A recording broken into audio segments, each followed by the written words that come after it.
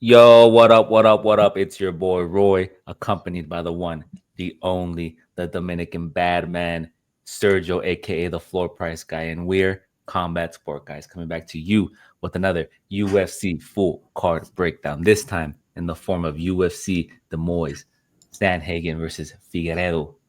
But before we do that, we're gonna go over last week UFC Kansas City Ian Machado Gary taking on Carlos Prates and how we did.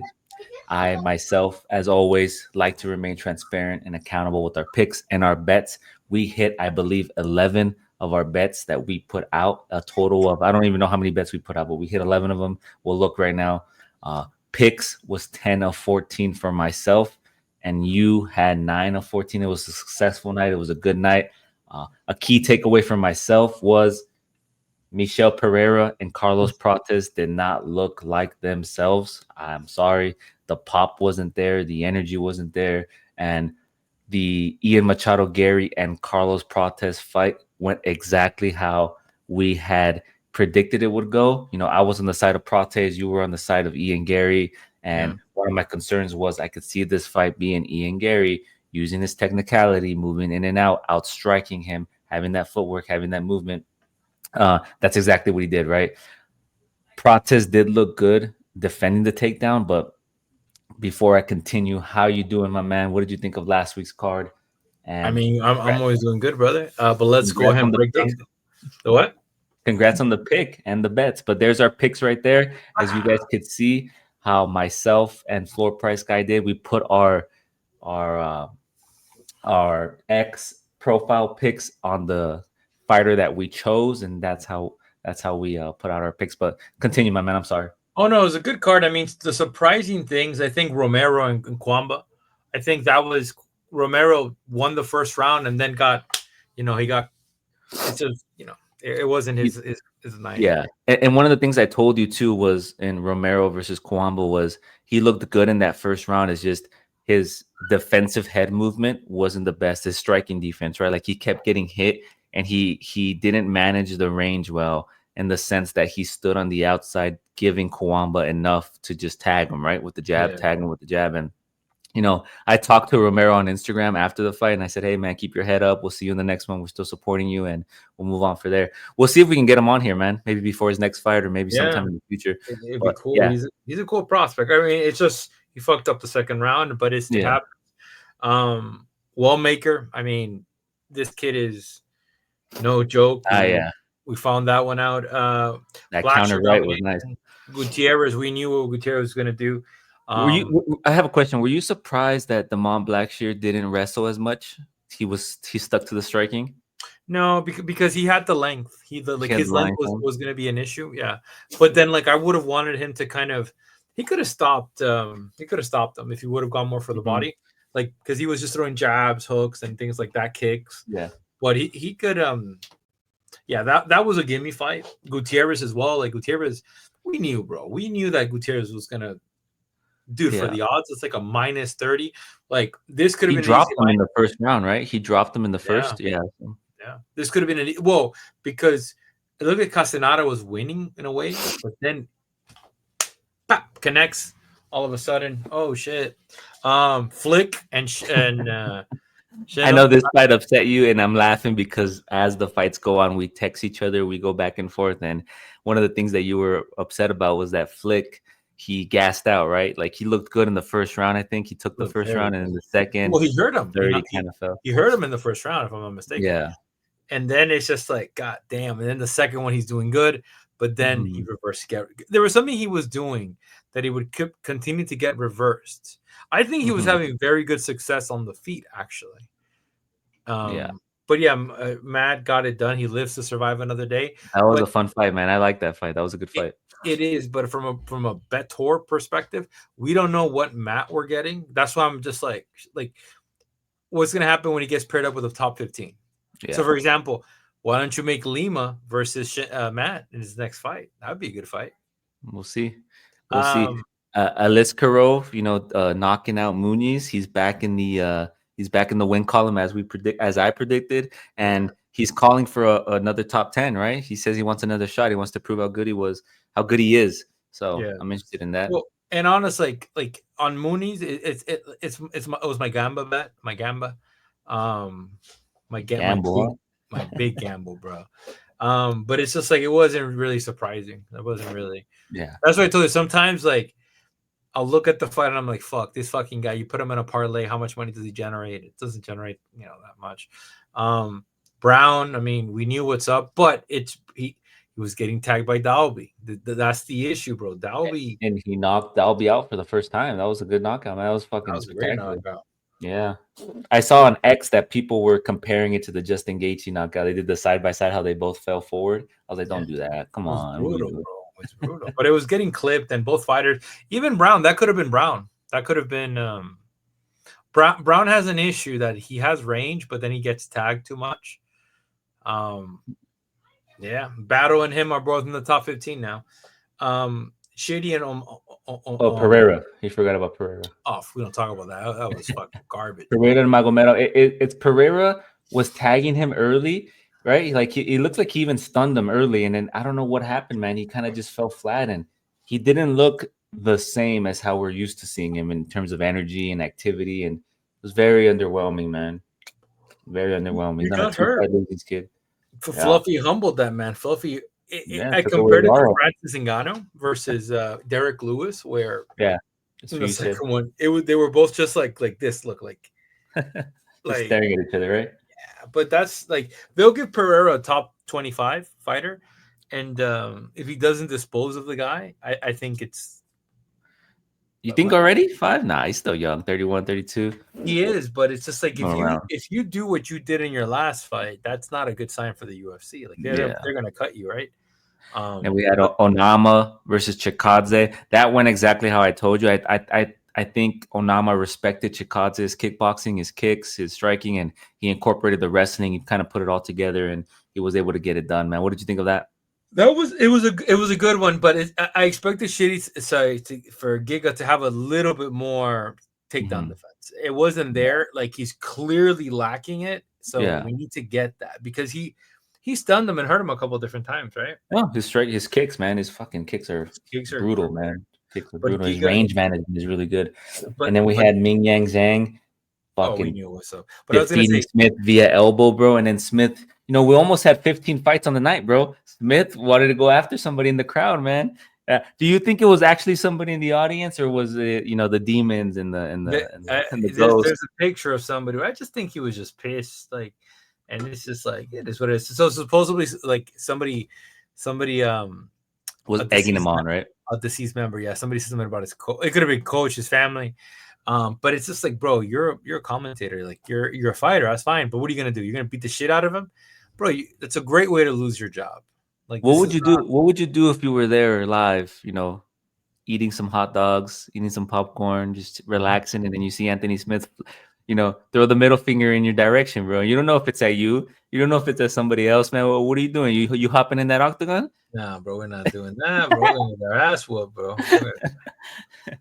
All right. And then we had our main event, Ian Machado Gary versus Carlos Prates, where Carlos Prates looked good in the later rounds. His energy wasn't depleted, right? A lot of people were concerned, he smokes. He's going to be tired after the first round. Yeah. He looked good. I think, in my opinion, his game plan was to conserve energy, right? And to kind of like throw more as the fight progressed, but that didn't occur. I think Ian Machado Gary's game plan was really well. He sticked and moved, like we said. He utilized that jab, hit that 1-2, moved in and out. He teased them with the takedowns, right? Every time he shot for that single leg, Prates was able to defend it. So he kept Prates guessing, okay, he's going to hit me, and then he's going to go for the takedown. So Prates was constantly guessing. He was constantly defending the takedown. Ian Gary had a good game plan. In the 5th round, Carlos Prates had him stunned. He knew he had to go for broke. He had him stunned on the ground. Ian Gary was moving towards the fence, and Carlos Prates, in my opinion, was like 2 to 3 strikes away from the ref ending. And I think it's just, I don't know if it was his endurance, his cardio, whatever that prevented him from continuing, but it was just, I don't know, man. I don't know why he didn't go for the kill right there. He kind of just let him stand back up, right? Because it was weird. Well, no, but the issue is, it's like I knew that Prates was not going to have a shot at him in the 1st, 2nd, and 3rd, 4th round. I knew that the danger zone was towards the end, and it's because Yeah, it's like boxing. Like, when these guys start, they become so like there's the fresher they are, the more not dangerous there is. But then yeah, you start to show fatigue. So I think with Gary, people like, oh, what happened with Gary? No, bro, he ran out of steam. But people forget he took this fight on a 20-day notice, yeah, similar to fucking what's the Chechen wolf? Not the Chechen wolf, the other wolf. There's so many wolves, man. They yeah. gotta Shavkat. Shavkat, right? He took the fight on 28-day notice. And there's a little bit of a conditioning issue there. Let's be honest. It's not like you have an 8-month camp. Sorry, 8-week camp. But yeah, Gary played it good. It was just he was out of steam, and the punches of Pratis were just because Pratis is heavy. Pratis is a heavy hitting fighter, and that's the issue was. The guy's tired because he's been putting more output than Pratis, and now Pratis is tired, but he's fresher than Gary. Mm. Yeah, Also, yeah, the one thing that I'm very happy about, Pratis has impeccable takedown defense. Impeccable. yeah. So His takedown defense was good. It held up. A lot of people were, on the side of Ian Gary's gonna wrestle him like he did MVP. He has no wrestling at all. No, he looked good, man, on the takedown defense. And after the fact, we have Steven Wonderboy Thompson calling out Carlos Prates. What's next for Carlos Prates? He still remains at 13, I believe. I don't know if he goes down in rankings or not, yeah, but don't do that. I think you run the Jeff Neal fight. You give him Jeff Neal. Yeah, give him Jeff Neal. You give him Jeff Neal. I give him don't Jeff think he's Neal. out, man. I think he's gonna learn from this. He's good. He has the 5 rounds out of the way now, right? He went to a decision, and I think he's gonna grow from this. He's gonna learn from Yeah, this. just give him Jeff Neal. I don't know what Thompson wants to fight. Striker versus striker. Yeah, He saw what Ian did. He's like, I'm gonna be able to move in and out. I'm gonna be able to do that. So Ian has the same. Sorry, Ian and Thompson have the same footwork. Yeah, that's what he saw. He was like, hey, but the thing is, Thompson now is not chinny, but he's been knocked out a couple different times. So beware what you wish for, right? Yeah, I think Jeff Neal would be a good fight. Colby Covington, if you want to put him against a wrestler, knock out Colby Covington. Yeah, I think those are the fights. Everybody else is busy, man. Everybody else is busy in that division. I like how. What's that? Sorry, before I forget, I like how the Ian Gary win knocked out Joaquin Buckley, and from the so Buckley was 6. Oh, that's fine, bro. Buckley's about to be number 4, bro. Once he takes out Usman, bro. Yeah, I give him number 3. Give him number 3, bro. Like yeah. But if Buckley does defeat Usman, like I think he will, I think Buckley beats Ian Gary, bro. I think if they do that fight, because they're kind of going back and forth, right? The cuck versus buck is what Buckley says. Buckley's funny, man. I think if they were to fight, I think Buckley would probably take that fight, but we'll see what happens, man. We'll see what happens, because the welterweight division is interesting. You have Islam Makhachev waiting to see what happens with the championship, right? Yeah. And then you have Belal Muhammad defending against JDM, but Belal Muhammad's also talking about how he's going to go to middleweight. So that leads me to believe whether Belal Muhammad wins or loses, he's going to move up to middleweight. So I think Islam's going to go to welterweight, right? Depending on whether Belal Muhammad wins or loses, but it's interesting, right? What's happening in welterweight, right? Dominate your division, bro. Like he needs a couple. Like I don't know what these guys are doing, bro. Like, but the issue is, bro, a lot of these guys are friends, right? Marab doesn't want to go up. Marab didn't want to fight for the title because he was waiting for Sterling, right? Marab didn't want to go up to featherweight because of Topuria, and then Alexandre Topuria is up there. Makhachev doesn't want to go to welterweight because he trains with Belal Muhammad. Like there's a lot of friendships, right? There's a lot of friendships that preventing these matchups from happening and people moving weight classes. So we'll see what happens after next week, man. Belal Muhammad versus JDM, and whether Belal Muhammad moves up or he loses or he wins. It's going to be interesting. Let's go. It's going to be interesting. But can you put our bets? How we did? Oh, sorry, forgetting about that. Yeah, so we went 11 bets. We had a very good night. Look at that. Money line, Ian. The money lines were. I only lost. Let me see what. Sorry, let me just do something. I only lost to Giga, and then these here. But props are a little bit more difficult. But then we did a lot of live bets. Yeah, we did a lot of live bets. One prop, right? Yeah. Yeah, this one. Yeah, we got Ming Yang inside the distance. Pereira Magomedov did not hit. Blackshear did not hit. Amarim Viana hit. Gutierrez and Elder hit. Blackshear, Alisakarov, and Ming Yang hit. And then Prata's money line did not hit. One last thing before we get into the full card breakdown is you also last week, while we had a week off, got to interview the ranked number 12, I believe, Number heavyweight 11, in bro. Put respect. ranked number 11, heavyweight in Salsa Boy Waldo Cortez. How did that go? What was your takeaway? How was meeting with him, talking with him? It's cool. It's in Spanish. Deal with it. I was looking to translate it, but I ain't gonna translate that shit, bro. It's a lot of fucking translation. Use what do you call it? Use Google Trans. That's crazy. But yeah, very up. Like, you know what? I like. I'm biased. I'm Dominican. I like Waldo. Very up and coming, bro. Like Waldo's. You know what it is, bro. And like we got to interview not a Matador. El Toro. El Toro. And the one thing you kind of get to realize with these guys is that these guys are very confident of their abilities and on themselves, and they critique other fighters like very like harshly. Well, not harshly, but you know, it's very. It's like these guys suck. Like what do you call it? It's just bro. Like this guy really wants to hurt a motherfucker. You feel me? Like it just that's what I felt. Yeah. Like. It was a lot of very. Sorry, go ahead.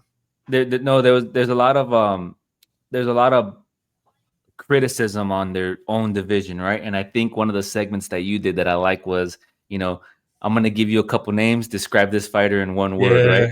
And that was a fun segment.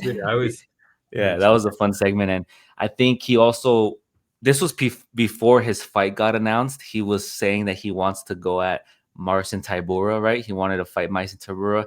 Obviously, he didn't get that fight. I think, bro. He called him a pussy, bro. Yeah, he didn't get that fight. I think they gave him, was it Shamil Gaziev or Spivak? No, Spivak, which is they gave him Spivak, Sergey Spivak. Stupid. Yeah, and it's funny, right? Because he told you that the UFC basically told him, "Hey, we're gonna give you a striker. You figure out the rest." Or what was it that he said? He's like, "Bro, listen, you can do whatever you want, bro, but." You know, we would like a knockout because it's different when the Yakuza say, "Hey, we're gonna pay you to fucking lose," but this guy's like, "Yo, keep it standing, bro. Keep it standing." Yeah, I think the UFC is slowly building him. They're not giving him grapplers. They're not giving him, pressure wrestlers. They're not giving him any jiu-jitsu nerds. They're giving him strikers so he could stand up right on the feet. And it's interesting, right? It's interesting because one of the things I told you after the last fight, I was like, "Yo, I need to see Waldo up against like a pressure wrestler, man, to see how he does. His boxing is good. Spivak is grappling heavy, eh? Yeah, we'll see. But he I think he gets it done with his agility. He's like he's a big boy, man. I thought he was lighter the way he moves, but he's like 250, 255, 260. That's cool, one of the man. things I was gonna say was like, yo, what's going on with Derek Lewis, my boy? And my boy was humble. My boy didn't want to talk shit about Derek Lewis. He was like, yo, you know what I would do, bro? I would go to the Kentucky I would go to Popeyes, bro, and I would order, a chicken and I would eat it, bro. So where's Derek Lewis at? Yeah. I'm the king of this division now. But it's crazy because like even he wanted to fight Ty, but Ty's like all of the fighters are garbage except fucking John and Tom. Yeah, of but course. Like Ty, like you be getting obliterated by the top 10. Don't fuck up, bro. Like No, I'm happy that you were able to do that because you being Dominican, him being Dominican, it meant more to you. So that's cool that we got him on there. Make sure you guys check that out. Make sure you guys show some love. We do have some snippets out there on shorts from that interview, and obviously when his next fight comes around, we're going to be putting out more content around that. But without further ado, let's get into this card. We have UFC Des Moines Sandhagen versus Figueiredo kicking off the card. We're gonna have. Wait for you to catch up. Nah.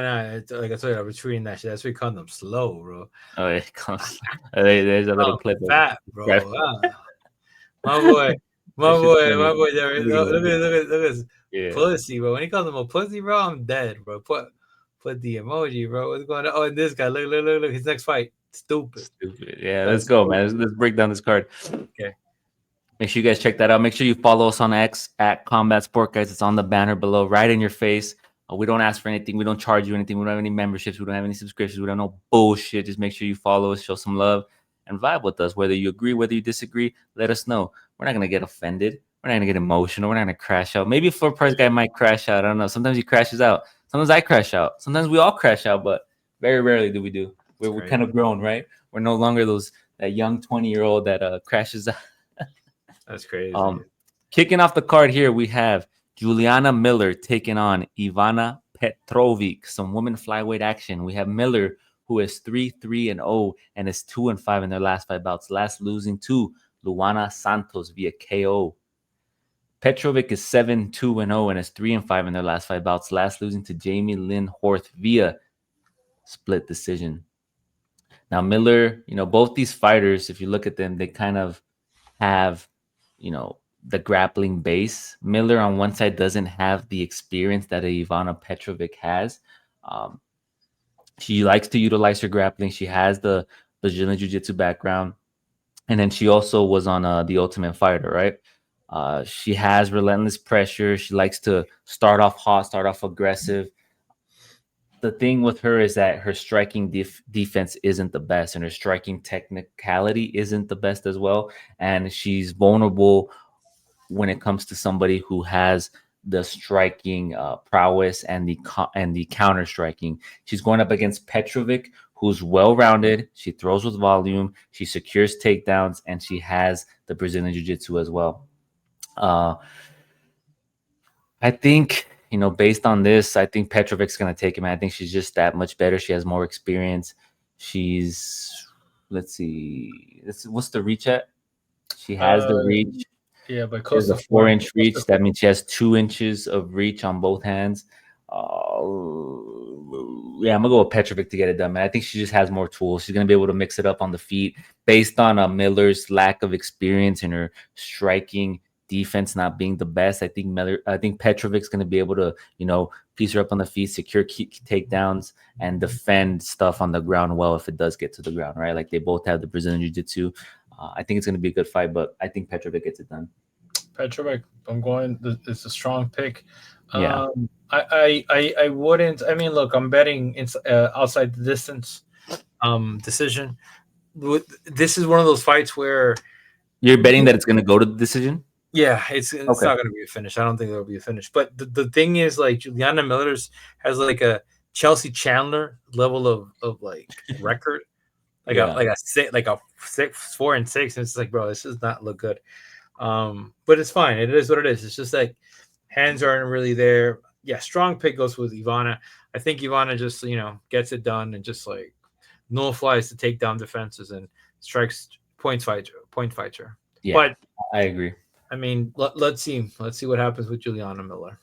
Yeah, and as always, guys, we do drop our bets on X along with our picks and our YouTube link. Make sure you follow us on X. Make sure you show some love. That's all we ask for is a follow, tap in, and we will be dropping those later on this week, our bets. And at the conclusion of us uploading this, we will drop our picks as well on X. So make sure you tap in. Next up, we have some heavyweights, some big boys. Some big boys going at it. Dontel Mays taking on Thomas Petersen.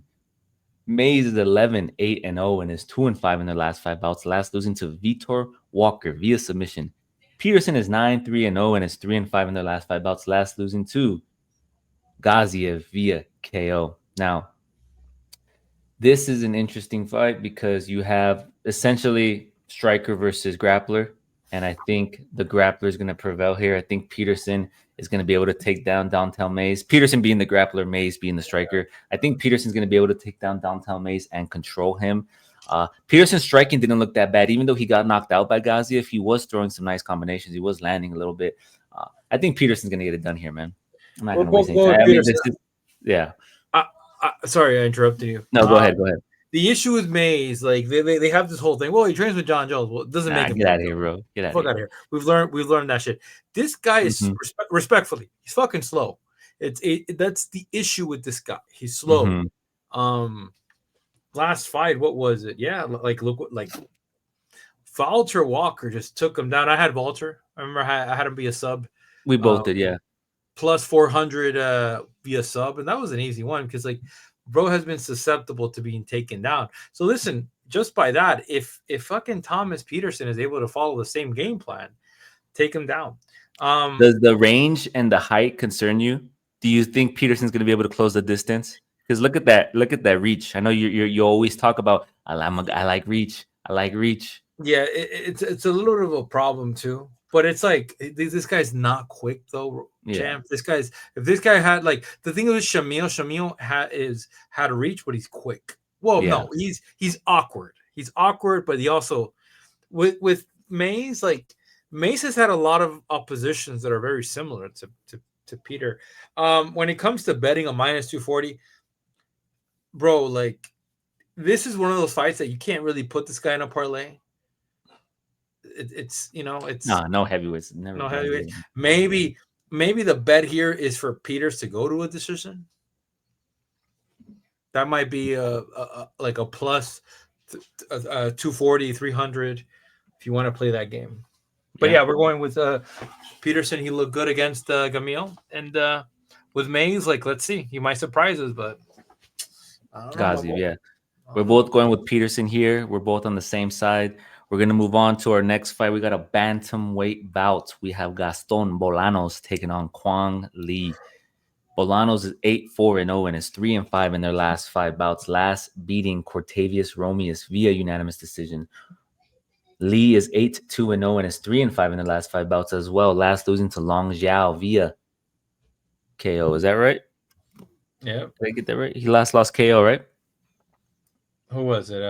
Right hook. Yeah, hammer fist. Yeah, he last lost KO. So I think this fight is interesting. You have Bolanos, who has the Muay Thai background. He throws really nice kicks. He throws flashy strikes. He does struggle with the grappling a little bit. He was taken down by Romeus, but I don't think he has that issue here up against Lee. Lee also has, knockout power. He has some pops behind his shots. But I think this fight is going to be similar to the Lee versus Gutierrez fight because Gutierrez beat Lee by chopping down that leg, right? He was hurting him with the vicious leg kicks.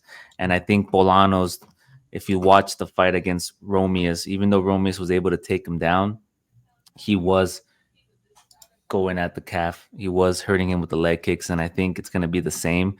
I think Bolanos is going to be able to win this fight, man. I think he's going to throw more volume, be more technical of the two, and I think he's going to get it done.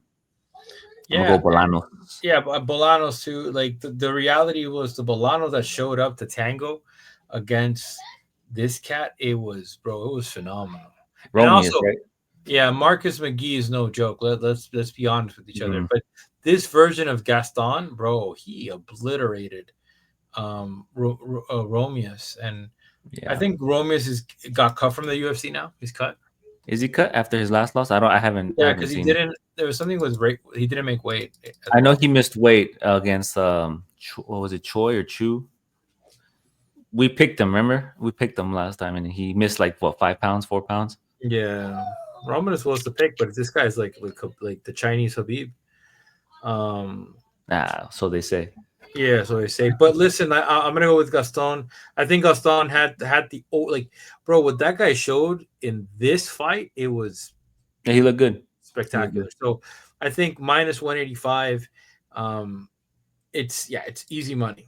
Yeah, I think he gets it done. I think it's gonna be similar to the Chris Gutierrez fight. He's gonna chop at the leg, move in and out. It's gonna be fun. It's gonna be a good fight. Next up, we have some women's straw weight action. We have Mariana Rodriguez taking on Jillian Robertson. Rodriguez is 17-5-2 and is 1-5 in their last 5 bouts, last losing to Yasmin Lucindo via split decision. Robertson is 15-8-0 and is 4-5 in their last 5 bouts, last beating Luana Pinheiro via unanimous decision.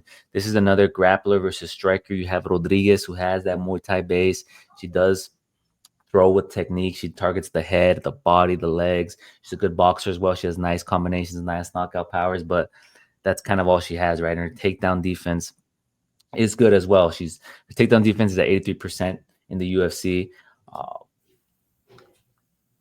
Although her takedown defense is good, she struggles on the ground, right?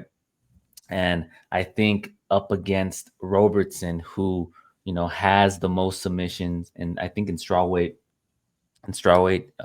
division in history, she has solid BJJ. She has takedowns. She has good grappling. I think she's gonna get it done, man. It's interesting because you could be on the side of Rodriguez, right? Because Robertson has weak striking defense, right? So you could say, oh, Rodriguez is going to do enough to keep the fight standing. She's going to piece her up. She's not going to be able to get taken down. And if you're on that side, right? Or you could be on the side of Robertson saying, like, look, she's not going to engage with this person who has good striking. She's going to take her down. She's going to control her. She's going to look for a finish. I think Robertson gets it done here, man. Yeah, 38-year-old Rodriguez, I'm not putting my money on that. I'm putting my money on the 29-year-old. Well, yeah, Rodriguez has been on the decline of her career versus Gillian Roberts has been in the upcline. Like, one of the things is Gillian has been getting better when it comes to her striking, her, Coach Thompson. Yeah. Oh my God, what's his first name? My God, he was Josh. in there. Repeat again. Josh Thompson? No. Coach. My God, 1 second. This guy does he used to be for American Top Team, left, and now does specialize things for their fighters. And one of his fighters is Julian Roberts. He's not listed here. He does commentating for the UFC as well as a color analysis just for fights. But anyways, Okay. Dean Thompson. Dean Thompson. Okay, that's what you're talking about. Dean Thompson. Yeah. He does color commentating, very similar to what Trevor Whitman does as well. So yeah, I mean, look, analyzing this particular fight, Jillian is going to show more improvements in her striking, I feel. And the thing is, Maria has been susceptible to takedowns. When Maria got from the UFC, bro, Maria was a problem. Now, like you said, 38 years old, body's a little bit more different. She hasn't really evolved to that next level of fighter. Yeah. I feel that this girl has now. If you compare, it's hard to compare, eh? It's just so. I'm gonna go with Julian. However, minus 280. I don't like it as a price tag, bro. It should be a little bit like minus 200, minus 150. Yeah. And I'm gonna wait for props to come out on my end. I think the potential for this to end in a submission or something is likely. So we'll see. We'll see when the props drop and to see how the odds look, and make sure you guys parlay. Yeah. I think she's also a risky parlay. She's also, yeah. You see, look. She's already a minus 310. Like, well, I'm not gonna do that. Yeah, it's too much. Over minus 435 for over, under plus 290. Will the fight go to the decision? Yes, minus 175. I think this fight. Well, it's tricky, right? Where's the submission? Yeah, we gotta see. Submission. Yeah, we'll see. We'll see. We're both on the side of Robertson to get it done. Grappling's a little too good. She's not going to keep. I think Rodriguez is not going to be able to keep this fight standing. This fight will go to the ground. I think Robertson's going to be victorious. We're both on the side of Robertson. We'll move on to some middleweight action. Azamat Bekeov taking on Ryan Loder. This is a fun fight. This is grappler versus grappler. We have Bekeov, who is 19-3-0 and is 5-5 in her last 5 bouts. Last beating Zachary Reese via KO, where he came in on short notice and destroyed that man. Loder is 7-1-0 and is 4-5 in their last 5 bouts. Last beating Robert Valentine via KO, TKO ground and pound. Now Loder is a D1 wrestler. His last fight was the Ultimate Fighter Championship. He trains with Team Alpha Male. He has, as I mentioned, the Division I wrestling background. He has his takedown ability and ground control is amazing. His striking and his striking defense has yet to be seen, right? Like it could be exploited. It's very limited. We haven't seen it in the UFC. You look at somebody like Bekeov, who's well-rounded. He can grapple. He can strike. He can submit you. He has a lot of experience coming from LFA, man. I think this is going to be a fun fight. Are you on the side of Loder's wrestling being that elite that he's going to be able to shoot first, take Bekeov down, control Bekeov, and suppress his power, his ground and pound and submission power and all that? Or do you think Bekeov is just too well-rounded? He's going to be able to level change, keep the fight standing, level change, take him down and work him? I think Bekeov, man. I'm going to go with Bekeov here. I think he gets it done. I think he just has the more experience and he's more well-rounded. Yeah, it's hard for this one, right? Dude, look how many top teams, eh? Loder is good, man. Loder is good. I think I remember when he fought Valentine. I think I was on the side of Valentine, and he surprised me, man. How he just came out there and fucked him up with the ground and pound, took him down. The issue is that he's facing what you would call a prospect. Though this kid is very good. Last time was 2021. probably wasn't even fighting for American top team. Now he's getting good quality training under his hand. So I'm gonna go with Loder. Sorry, not Loder. Bekeov. I like how Bekeov looked in his last fight against Zach Reese.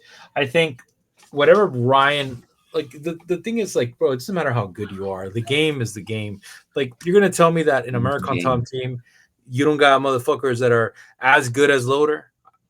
I think so. I really believe, like, there's a yeah. I'm gonna go with Bekeov. I think the minus 360 tag, I don't like it. It's the type of shit that makes me want to bet for Loder, but I'm not gonna do it this fight. I'm gonna go with him, and he's already a minus 390. Yeah. Crazy, bro. Yeah. It's gonna be a fun fight though, man. If you like the grappling, you like the scramble, it's gonna be a fun fight. But I think Bekeov gets it done as well. So we're both on the side of Bekeov. Moving on here, we have Yana Santos taking on Misha Tate. You heard that right, Misha Tate. I thought Misha Tate was retired, brother. What are we doing? She fought Julia Avila. I thought she was gone. I thought she was out of here. Julia Avila is trash. 38 years old. 38 years old, taking on Yana Santos at 35. Santos is 15-8-0 and is 2-5 in their last 5 bouts. Last beating Chelsea Chandler via unanimous decision. Misha Tate is 29-0 and is 2-5 in their last 5 bouts. Last beating Julia Avila via submission. Santos has the kickboxing base. She is the better striker of the two. She has good footwork. She has that Muay Thai background. She's aggressive. She likes to move forward. And then you have Misha Tate, who is wrestling and grappling heavy, right? She likes to secure takedowns. She gets about 2.3 takedowns per 15 minutes. What do you got for this fight, man? Who are you going with? I don't know. Thing is, Chelsea Chandler is not a good, strong fighter. That win didn't age well, right? Because we saw what happened with the Edwards. I mean, thing is, this is a bantamweight fight that you're getting two women at the end of their careers now. Like, one of the things that Misha say is like, oh, I would love to fight Kayla Harrison. Kayla who? Yeah. Not that woman. You don't want that woman, bro. Thing is, like, Harrison is still piecing it together. That's Misha wants it earlier, but she's not gonna get it. With this fight, man. I think I'm gonna go with Santos, man, because Santos, she has that forward pressure. She has the striking. What's the word I'm looking for? She has the striking advantage. She's the better striker. Her footwork's good, and her ground game isn't bad. She has good wrestling, not the best, but it's good wrestling. She's able to work well in the clinch. Her scrambles off the back are going to be good. I think she has just more tools than Misha Tate. Misha Tate's kind of just dangerous in one regard, right? Like the old school, right? Like, she's just good with the wrestling and the grappling.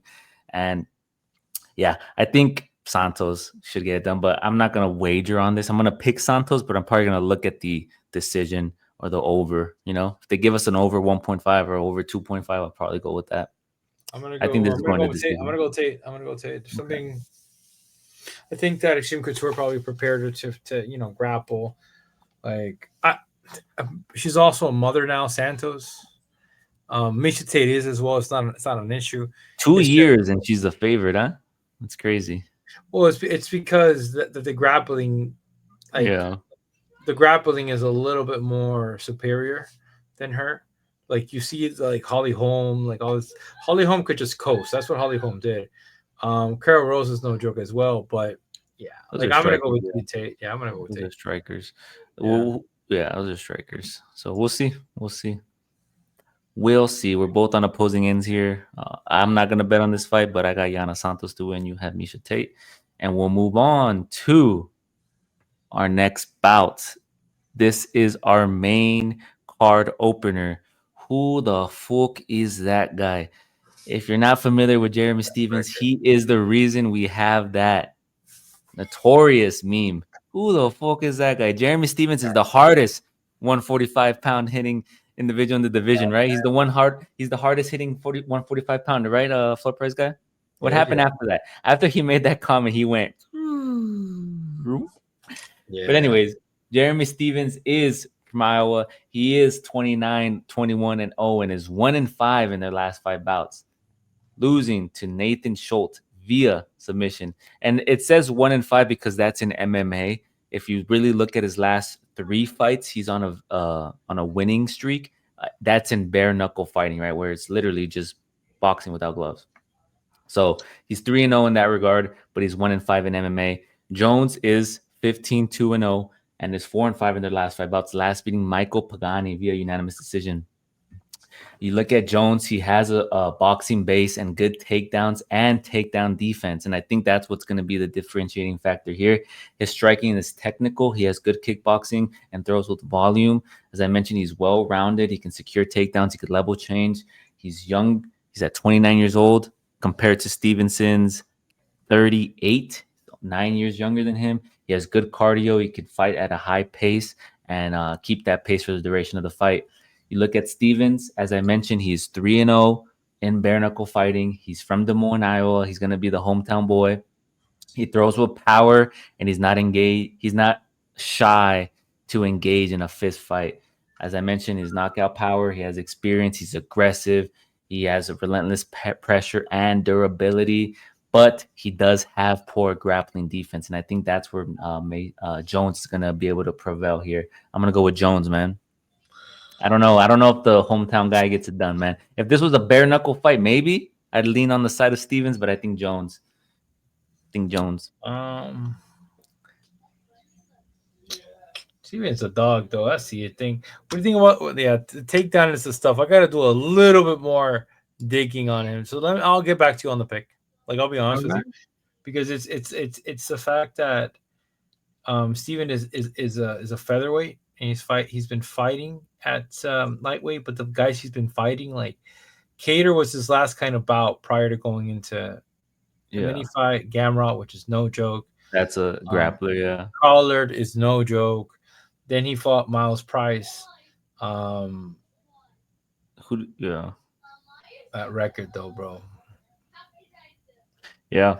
I think I'm gonna go Jones. The thing is, like, both these guys got cut from the UFC and now they're back. And obviously Stevens is back because he's from Iowa, right? I don't know if this is a one-off or I remember you said a long time ago that he got this fight because of Conor, right? Remember I think you were talking about that, and I think it's because he's from there, right? They're gonna, they're trying to appease to the fans, right? Give him a hometown guy. But sometimes these hometown guys don't always prevail when they're home. Like we saw Ricky Simone win in Seattle, right? He's from Seattle. But then we saw Anthony Smith lose to Ming Zhang in his hometown, right? So depending on what side you're on, but this is MMA, man. But you know what it is, bro? Like the reality is that Jeremy Stevens' body has gone through a formation of not takedown, not submission, not kicking. And, we got to see it with, Conor McGregor is a great example that once Conor transitioned into boxing, he lost that. I'm not saying that Jeremy Stevens lost it. However, I am saying that, when you rely too much on your hands, you know what happens. Yeah. And, that's why I'm picking Jason. I might change my mind. I'll check out. If Jason strikes with him, I think it's going to be a little bit of a problem. Unless he has a good jab to snipe him back. But yeah. And like I've been saying, this is MMA, right? Like a lot of people are gonna look at that. Oh, he's 3-0 in bare knuckle fighting. He's gonna knock out Mason Jones, but you gotta incorporate the grappling, the jiu-jitsu, the wrestling, high pace. So you gotta look at all those things and kind of factor in when making your decision. But I think Mason Jones should get it done here. But we'll move on. We're both on the side of Jones. We'll move on to our next bout. We have bantamweights going at it. Cameron Smotherman taking on Serhiy Sidey.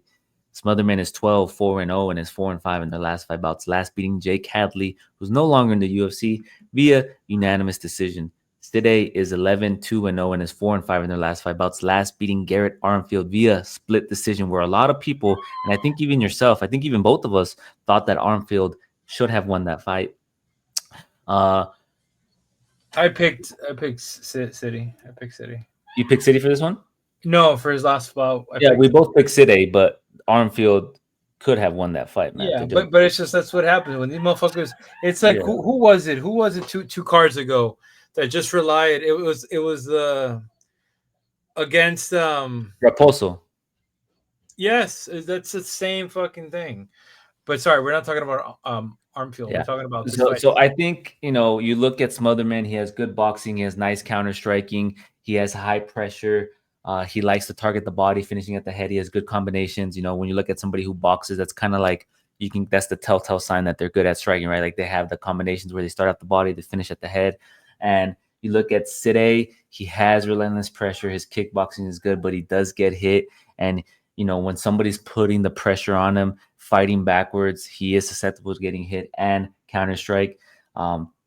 He really struggles with his striking defense when it comes to counters, and I think that's where the issue is gonna be with Smotherman, right? I think Yeah. Smotherman's gonna be able to put the pace on him, hit him with some counters, hit him with some nice combinations, and throw the ball in. I'm gonna go with Smotherman here, man. I like Smotherman. I think he gets done.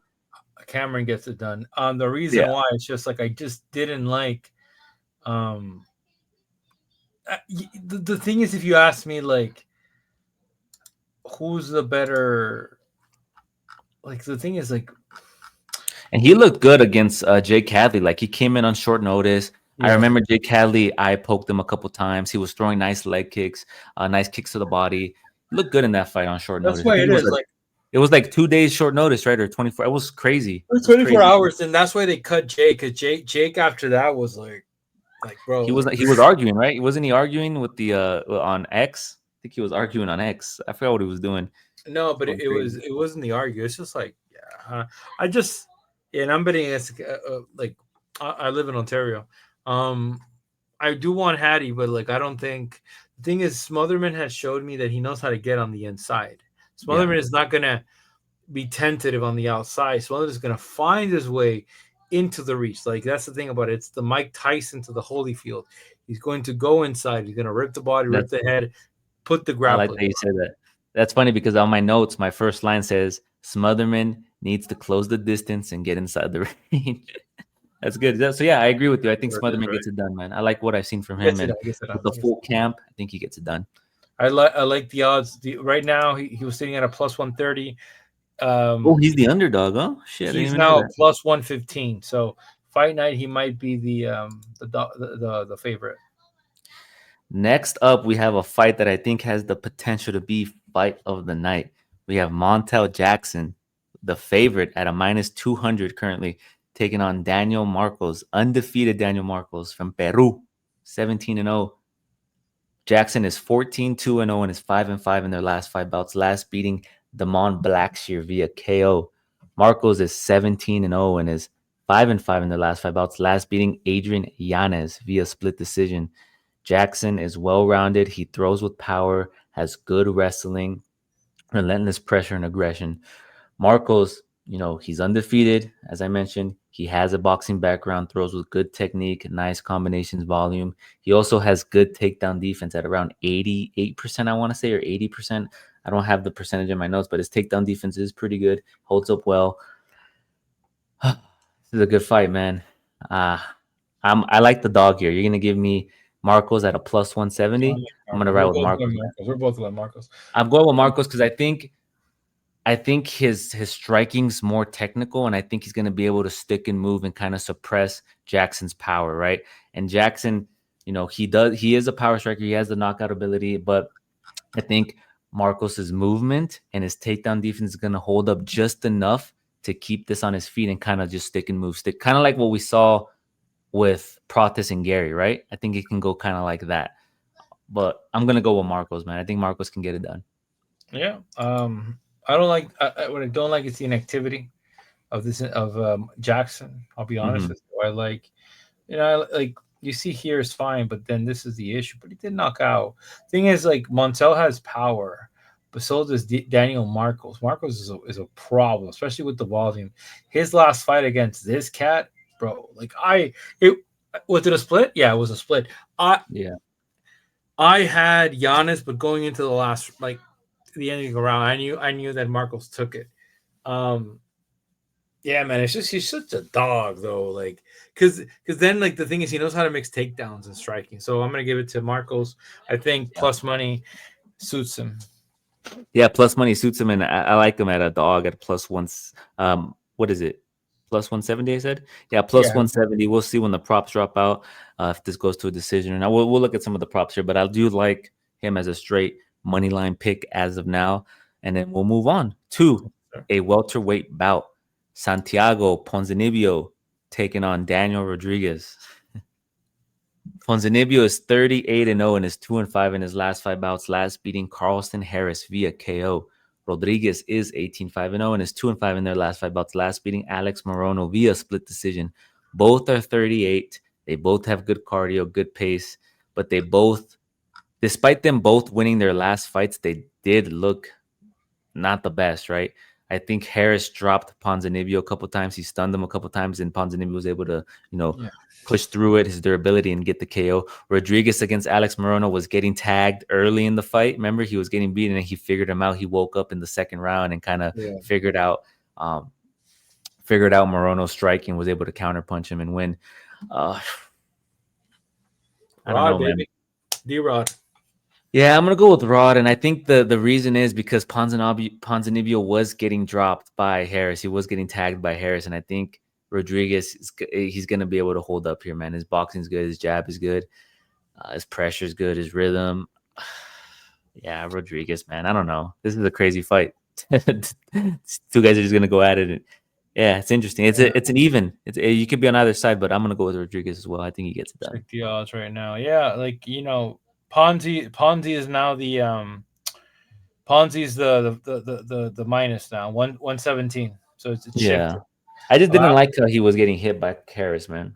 No, and Karras has great power, but he's one of these awkward fighters. Let's be honest with each other, right? Like they're both in a career where their lives like where it's just yeah. I mean, they're both kind of slow. Let's be honest with each other out of the welterweight division, but it's just like who has the better chin, and Yeah. D Rod has the better chin, and he showed against Morono he could hang it. He could hang. So that's what I'm going with Yeah, that. we're both going with Rodriguez here. We'll move on to our co-main event, and this one I've gone back and forth in my mind. Like, who am I going to go with? We have Rene De Ritter taking on Bo Nickal. Nickal is a Division I wrestler from Penn State. We are, man. The Ritter is 19-2-0 and is 3-5 in their last 5 bouts. Last beating Kevin Holland via submission. Nickal is 7-0 and is 5-5 in the last 5 bouts. Last beating Paul Craig via unanimous decision. As I mentioned, Nickal is a Division I wrestler. He's forward pressure grappler. A lot of people are unhappy with him because of his performances, right? He hasn't had that definitive win, right? Where he's knocked somebody out, he subs somebody out. He's kind of just gets out there, he controls you, he takes you down. Um, Against Paul Craig, he respected his jiu-jitsu enough to keep this fight standing, but his striking didn't look good. What was that one punch he kept throwing, Floor Press? Gotta see if you remember. What was his favorite punch he threw against Paul Craig? Paul Craig, the overhand right. The over he was bro. I never seen anybody throw an overhand right to the body, bro.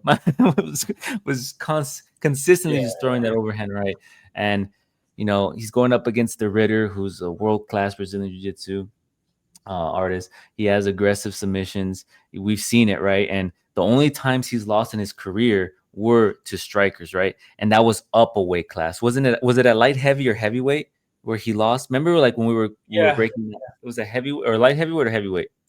it was light heavyweight.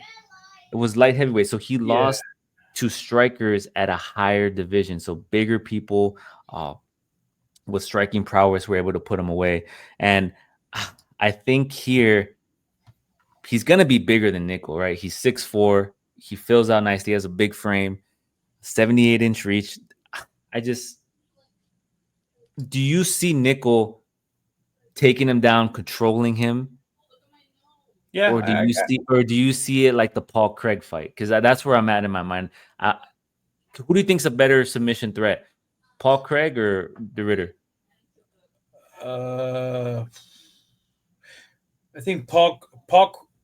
You know what it is? Paul's slow too, man. I mean, I'm not the quickest guy in the tool shed, bro, but Yeah, um, I'm just putting a little bet on Gaston Bolanos. I think he's the safest bet. well, I think it's the same. Who you got here, bro? Like, what do you think, bro? Because I think it can go one of two ways. Nickal's the aggressive pressure forward grappler. He's going to control him. He's going to grab. He's going to shoot for the double. Control him on the ground, not let him work. Or do you think he respects his submission game enough where he tries to keep this standing, right? And his submission and his striking has evolved. We can't see you, really. His striking has evolved, right? Like we're gonna see him throw some nice combinations. He's gonna look like fucking. He's gonna look like a box. He's gonna look like what's the guy's name? The guy we loved. He's gonna look like Van, bro. He's gonna look out there like Van, bro. Just I don't know. I'm gonna go with the Ritter. I think the Ritter's gonna be too big. I think he's gonna be able to, be crafty on the ground with the grappling and these scrambles. Yeah, I'm gonna go with the Ritter. But I'm gonna go with Bo Nickal. The issue with this fight is like Bo Nickal is not low IQ, even though Bo Nickal has shit striking when it comes to opponents that he can't figure out. And Paul Craig also has shit striking. He doesn't break, so you got to understand. Like every fight he's taken is getting closer to that top 15 fight. I think I think I think he comes a little bit more evolved. I think the last 5 months have taught him a couple different lessons. I think he gets it done. I don't know how, but he gets it done. Yeah, it's gonna be they have the Ritter, eh? I wanted to see something. The Ritter. I wanted to see because I remember I saw it, but I didn't look at the I didn't write down the stats. Do you know if did Gerald Meerschaert take him down? Yeah, took him down. Like we can actually check right now UFC stats. I'm trying to see because I know I rewatched the fight, but I didn't write down how many times he took him down.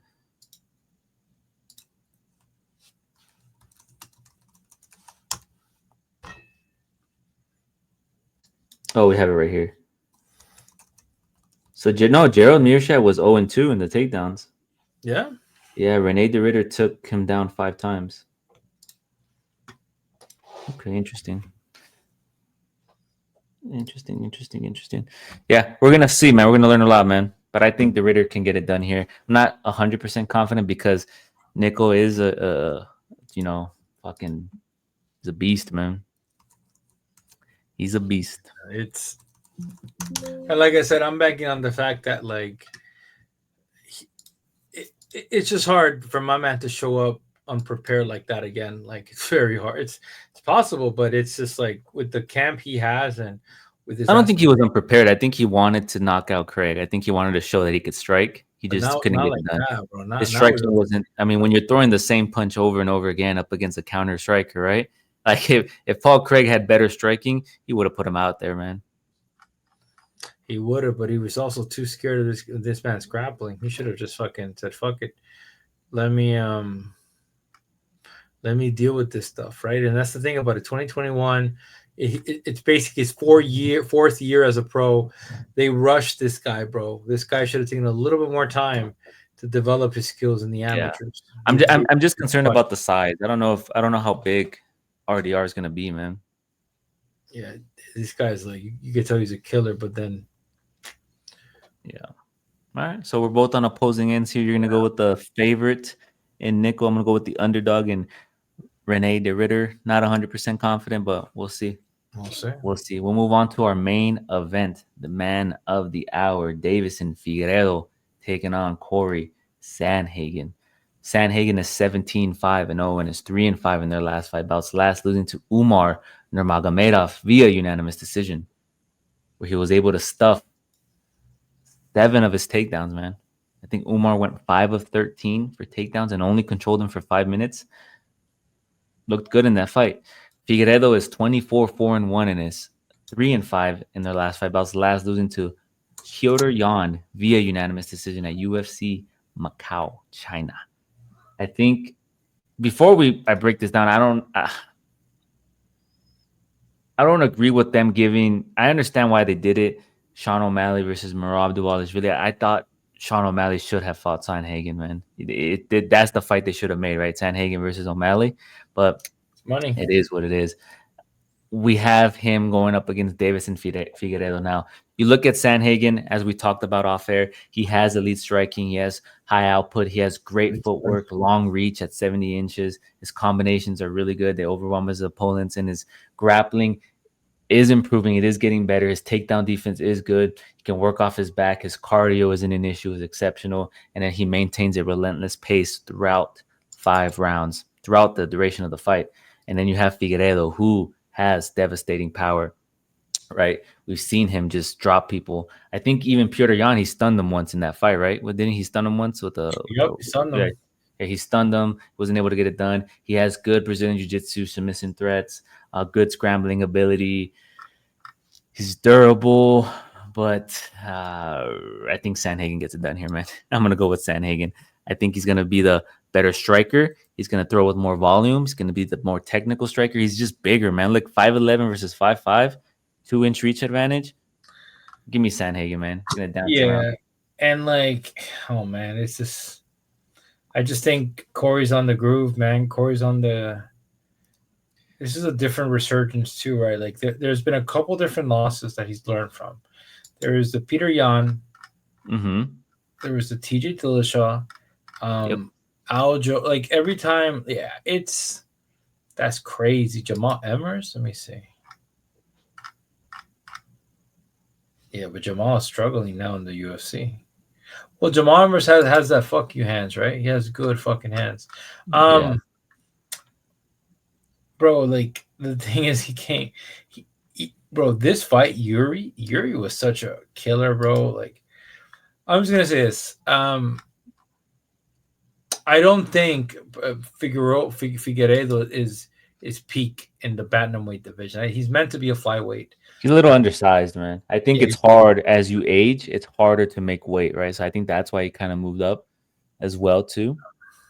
It's 37, man. It's 37 years old. It's also the fact that the thing what Corey makes it so special is his footwork. Like, you know, I dropped the and you post. broke down his footwork, right? Like you broke down his footwork on X. Yeah, and it's just like that. Yeah, Figgy has good footwork as well, but I don't think it's the thing is Corey fights making a lot of different stuff. Even this fight was good. He like the Umar fight taught us that he can defend takedowns and he can get it back from them, get back up, right? So I think Figgy's gonna kind of struggle in regards to getting up and to like finding success. Who knows? We might be wrong, but I don't think we might be wrong, but I think Sandhagen, as you mentioned, his footwork's a little too nice, right? He's a little too nice. My man looking like Lomachenko out there. Shout out to Lomachenko if you know who that is. So I think his footwork's looking too nice. His technical striking. What's up? Oh no, wins inside the distance. No, outside the distance. Yes. Decision, right? Minus 115 to beat him. Wins by decision or technical decision. Right on. There we have it. We're both going with Sandhagen here. He's going to get it done. And that is our full card breakdown. We will be dropping our picks on X. We will be dropping our bets on X. Make sure you tap in. Make sure you show some love. Make sure you follow us. Make sure you hit the subscribe button. We're not asking for anything, guys. We're trying to be here consistently giving you these breakdowns, these full card picks, our bets. And as always, one thing that I always harp on to Floor Price Guy is us being consistent, being accountable, and being transparent, right? We'll let you know when we do bad. We'll let you know when we do really bad. We have had some bad nights and we've had some fucking great nights. And, that's the thing. We're learning as we go. Any parting words, my man? Nah, it's going to be a good card. Tune in. We'll be live via X. We're going to be live via X. Make sure you tap in on X because Floor Price Guy, man, he's out there giving these breakdowns. A lot of people love those full card breakdowns. Round by round, they're not able to watch the fight. They tap into that X and they see what happens immediately after the fight ends. So make sure you tap in, you show some love, and our engagement is pretty good. It doesn't really translate in likes, but you look at the views, right? We're getting out there in the tens of thousands, so it's pretty good, man. That's us. But yeah, I'll see you Saturday, Roy. Good shit. I'll see you Saturday, my man. As always, we're Combat Sport Guys. Love what you love, do what you do. Peace. Beautiful.